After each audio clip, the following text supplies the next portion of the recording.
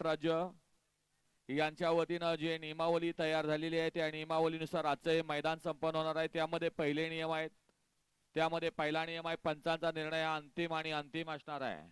नियम क्रमांक 2 गट सेमी आणि फायनल तिन्ही लॉटचे निकाल हे बैलाचा जो अवयव पुढे असणार आहे त्या अवयवावरती या ठिकाणी निकाल दिला जाणार आहे।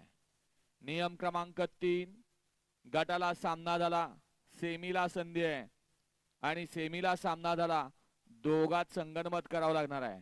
आणि जर दोन बैलगाडी मालकामध्ये संगनमत झालं नाही तर या ठिकाणी लक्षात घ्यायचं आहे दोघांच्या नावाच्या चिठ्ठ्या उडवल्या जातील। त्यातली जी चिठ्ठी येणार आहे ती गाडी फायनलला पळेल आणि दोघात ते बक्षीस विभागून दिलं जाईल।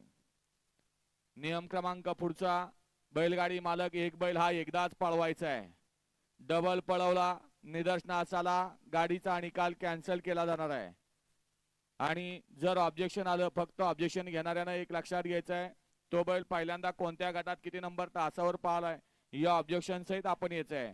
आणि या ऑब्जेक्शन साठी आपल्याला 5 ते 7 गट दिले जातात, त्या गटामध्ये आपण या ठिकाणी आपलं ऑब्जेक्शन घेऊन यायचं आहे। त्याचबरोबर बैलाला कोणीही कोणत्याही प्रकारे मारहाण करायची नाही। विशेषतः ड्रायव्हर आपल्याला माहिती आहे खाली समांतर रेषेला सुट्टीच्या ठिकाणी पट्टी आहे, त्या पट्टीच्या ठिकाणी आपण जर बैल तापवताना आढळला, बैलाच्या शेपटीचा चावा घेताना आढळला तर आपल्याला या ठिकाणी 15 दिवसाची बंदी आहे। आणि बैल पळवत असताना शेपटीचा चावा घेतला डायरेक्ट 2 महिन्याची बंदी आहे। त्याचबरोबर बैलाला कोणीही मारहाण करायची नाही, मारहाणमध्ये जरी कुणाचं व्हिडिओ शूटिंग मध्ये लक्षात आलं तर त्याच्यावरही या ठिकाणी संघटनेतर्फे बंदी घालण्यात येणार आहे। त्याचबरोबर बैलगाडी मालक लक्षात घ्यायचंय खाली समांतर रेषेला जी पट्टी आहे त्या पट्टीचा नियम आपणा सर्वांना ज्ञात आहे तरी सुद्धा लक्षात घ्या, पाय पुढाला तो सुट्टी मेकरचा असो किंवा बैलाचा असो त्या ठिकाणी निकाल हा कॅन्सल केला जाईल। त्याचबरोबर आता नवीन चालूला जे 4 नियम झालेले आहेत त्यामध्ये सर्वात महत्त्वाचा नियम आहे तो पावतीचा। बैलगाडी मालक आपण आपल्या नावाच्या पावतीवरच पळायचं आहे, आपण दुसऱ्याच्या नावाच्या पावतीवर पळाला ऑब्जेक्शन आलं सक्सेस झालं गाडी बाद। त्याचबरोबर दिनांक 26 मे अखेर म्हणजे दुपारपर्यंत जे जे या ठिकाणी बैलांचे व्यवहार झालेले आहेत, विशेषतः उत्तर महाराष्ट्रातनं ज्या ज्या बैलांची खरेदी झालेली आहे तीच बैल या ठिकाणी मैदानामध्ये पळतील। त्यामध्ये आपल्याला या ठिकाणी खरेदीचा जो काय बॅनर असेल किंवा खरेदीसाठी आपण जे ऑनलाईन पैशाचा व्यवहार केला असेल ते या ठिकाणी संघटनेकडे किंवा आयोजकांच्याकडे आपल्याला दाखवावं लागेल।